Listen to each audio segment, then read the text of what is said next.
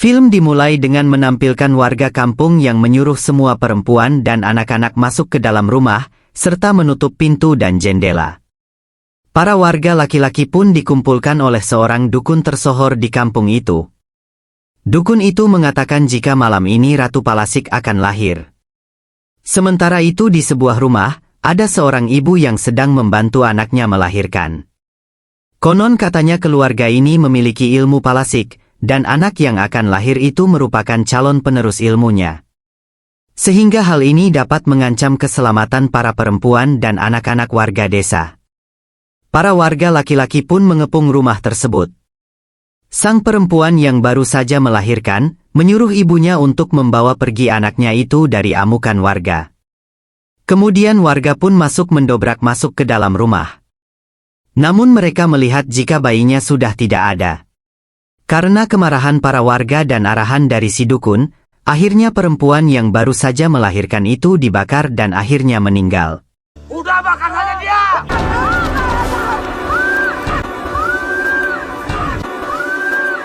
Malam itu juga, ibunya berjanji akan membalaskan dendam anaknya. Si ibu mencoba mencari orang yang ingin mengasuh cucunya selama 8 tahun. Namun, warga tidak ada yang mau karena tidak ada biaya. Kemudian salah satu warga menyarankan untuk membawa cucunya ke rumah Pak Rizal, sang pengusaha sukses yang sudah lama tidak dikaruniai anak. 7 tahun kemudian, anak yang dititipkan kepada Pak Rizal itu kini sudah besar. Anak itu diberi nama Eva. Walaupun Eva ini anak pungut, tapi ia mendapat kasih sayang penuh dari Pak Rizal dan juga istrinya, yaitu Bu Vina. Kehidupan mereka sangat sempurna. Bahkan pada saat itu Rizal akan mencalonkan dirinya untuk menjadi seorang bupati. Tapi beberapa bulan belakangan ini mereka mengalami hal tak lazim, pasalnya sudah beberapa asisten rumah tangga di rumah ini tidak ada yang betah bekerja di tempatnya dengan alasan yang tak jelas. Kehidupan Eva di sekolah sangatlah tidak menyenangkan, ia kerap diejek oleh seorang anak laki-laki gendut bernama Bim Bim. Sementara itu, Vina sedang berkonsultasi ke dokter kandungan. Vina pun mendapatkan kabar bahagia, karena sang dokter menyatakan jika Vina telah hamil 8 minggu. Karena ejekan teman-temannya, Eva menjadi pemurung. Saat itu tiba-tiba listrik di sekolah mati dan pintu toilet sudah dikunci oleh si Bim Bim. Sehingga Eva terkunci sendirian di sana. Eva sangat sedih, ia tidak mau bersekolah lagi. Di tengah kesedihannya, Eva tiba-tiba mendengar suara ketukan pintu, dan ternyata nenek itu datang lagi. Nenek itu bernama Mak Lampir. Dia menyamar akan menjadi asisten di rumah itu. Vina mendapatkan kabar jika hari ini suaminya akan pulang malam karena lembur kerja. Tiba-tiba ia pun dikejutkan dengan sosok kepala terbang. Mak Lampir mengatakan, mungkin Vina sedang kelelahan. Setelah itu Mak Lampir memasuki kamarnya Eva. Ia mengatakan jika sebentar lagi Eva berusia 8 tahun. Ia harus mempersiapkannya dan juga menyuruh Eva untuk banyak memakan masakan buatannya. Sepulangnya Rizal bekerja, Vina memberitahu jika ia sedang hamil 8 minggu. Kabar itu pun membuat Rizal bahagia. Dan ternyata secara diam-diam, Mak Lampir menguping pembicaraan mereka. Pada tengah malam, ada 2 hansip yang sedang melaksanakan tugas ronda. Mereka melihat ada seorang perempuan hamil yang sedang akan pergi ke kali.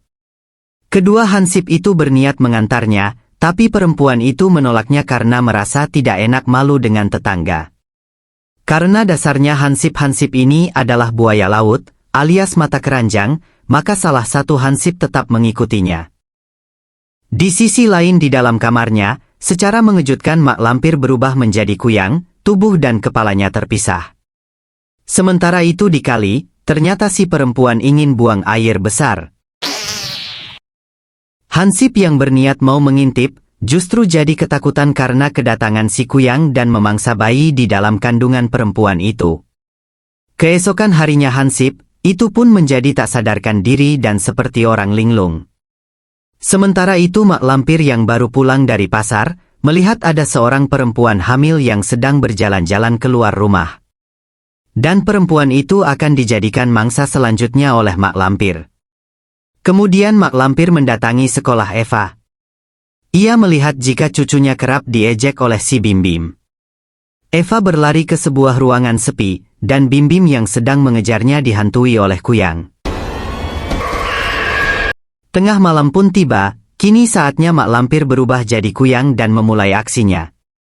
Di samping itu, perempuan hamil yang Mak Lampir temui tadi sudah merasakan kontraksi pertanda akan segera melahirkan. Suaminya pun pergi ke puskesmas untuk memanggil bidan desa. Saat sang suami pergi, si kuyang datang lalu mengambil anaknya.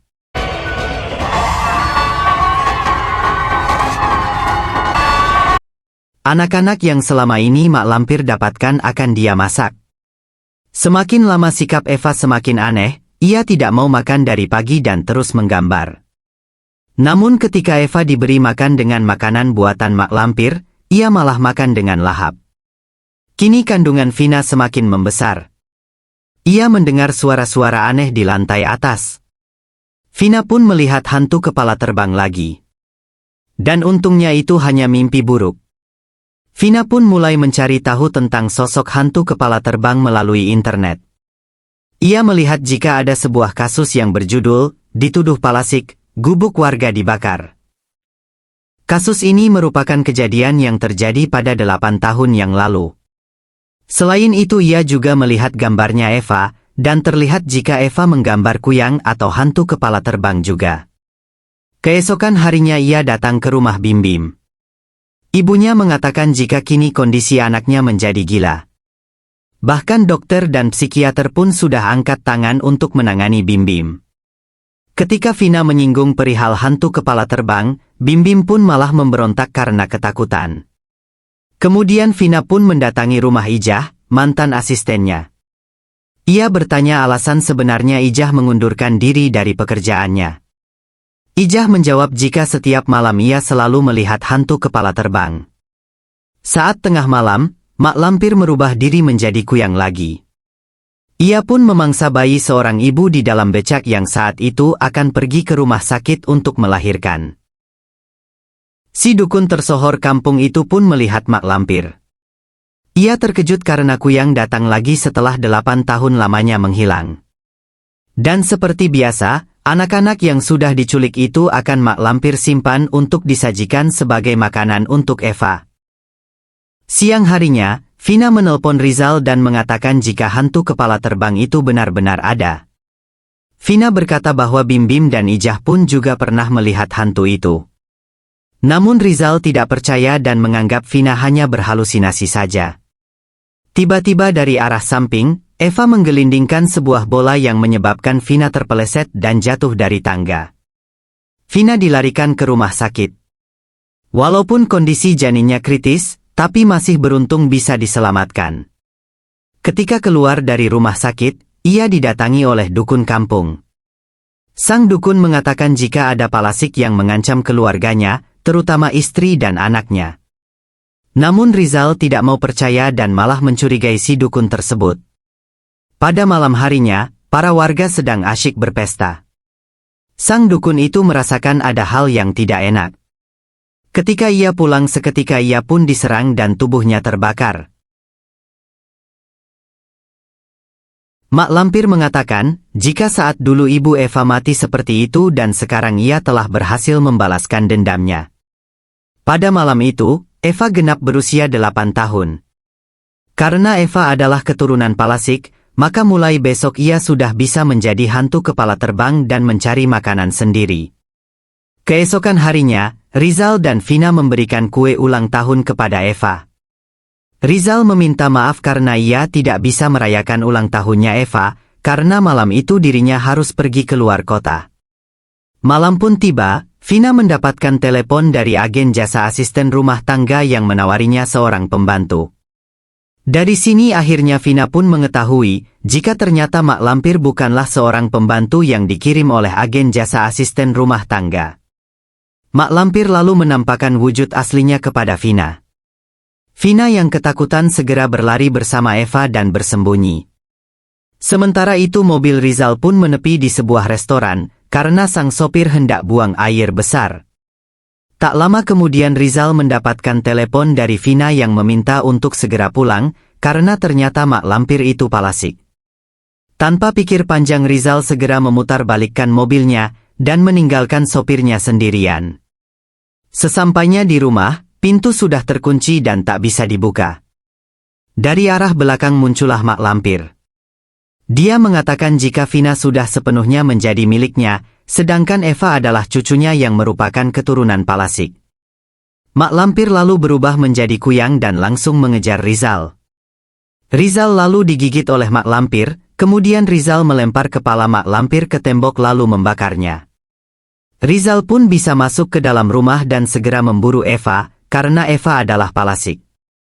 Rizal terus mencoba menghabisi Eva, namun usahanya itu dihalang-halangi oleh Vina. Secara mengejutkan, dada Rizal tertancap oleh pensil Eva. Vina dan Eva pun akhirnya bisa melarikan diri hingga berada di loteng rumah. Rizal berusaha bangkit, karena Eva akan membahayakan keselamatan istri dan anaknya. Namun karena sudah menganggap Eva sebagai anak sendiri, Vina tidak tega jika harus menghabisi Eva. Lalu tanpa sengaja Vina pun mendorong suaminya hingga terjatuh dari loteng.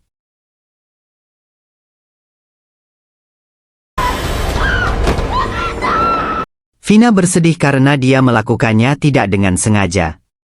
Dan terlihat di belakangnya jika Eva sudah berubah menjadi kuyang. Pada akhirnya bayi Vina pun harus lenyap diambil oleh Eva.